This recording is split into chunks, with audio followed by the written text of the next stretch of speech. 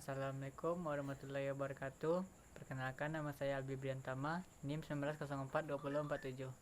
Baiklah, di sini saya akan mempresentasikan hasil presentasi saya yang berjudul jenis-jenis pembinaan SDM di sektor publik.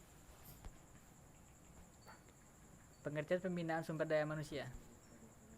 Pembinaan sumber daya manusia adalah pembinaan yang berhubungan dengan pengetahuan agar menjadi terampil dan ahli, serta didukung pembinaan mentalitas untuk menanamkan kesadaran, menumbuhkan, memelihara, dan mendambabaktikan dalam bentuk sikap yang bersih.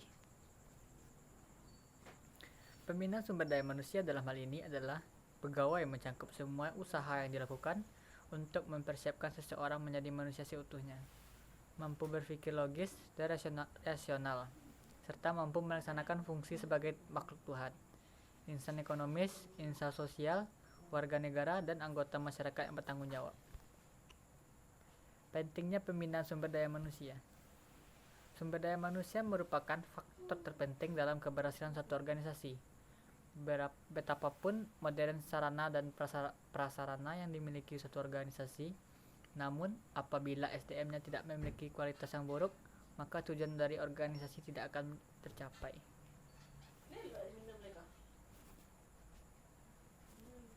Dapat diketahui bahwa pembinaan adalah suatu usaha yang secara sadar dilakukan untuk meningkatkan kemampuan karyawan, baik teoritis, konseptual, keahlian, maupun sikap dan mental. Untuk itu, pembinaan harus dilakukan secara terus-menerus karena merupakan suatu proses yang lama untuk meningkatkan potensi sebagai seorang pegawai. Menurut Widjaya, tujuan pembinaan khusus kepegawaian adalah segala usaha dan tujuan kegiatan perencanaan, pengorganisasian, penggunaan, dan pemeliharaan pegawai dengan maksud untuk mampu melaksanakan tugas dengan efisien. Bentuk-bentuk pembinaan pegawai.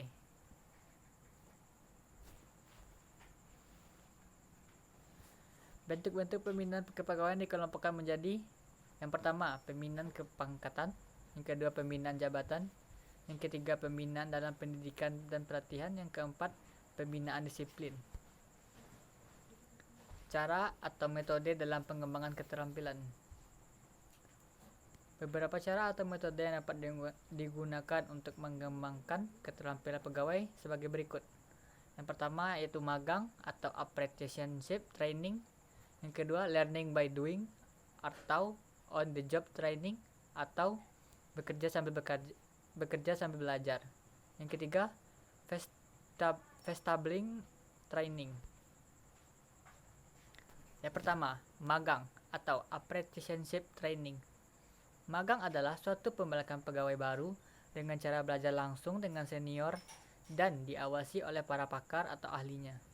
Untuk mendapatkan skill yang sama dengan masternya dibutuhkan waktu yang relatif cukup lama. Yang kedua, learning by doing atau bekerja sambil belajar.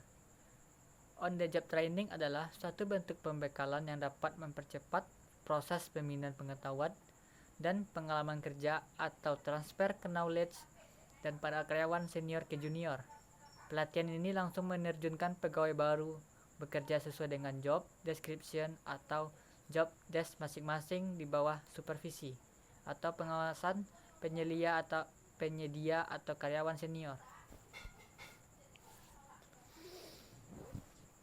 Yang ketiga yaitu vestibuling training. Vestibuling training adalah memberikan pelatihan semacam kursus yang dijalankan di luar lingkungan kerja. Pendidikan dan pelatihan yang diberikan pada kursus tersebut tidak jauh berbeda dengan pekerjaan yang nantinya akan digeluti oleh para peserta.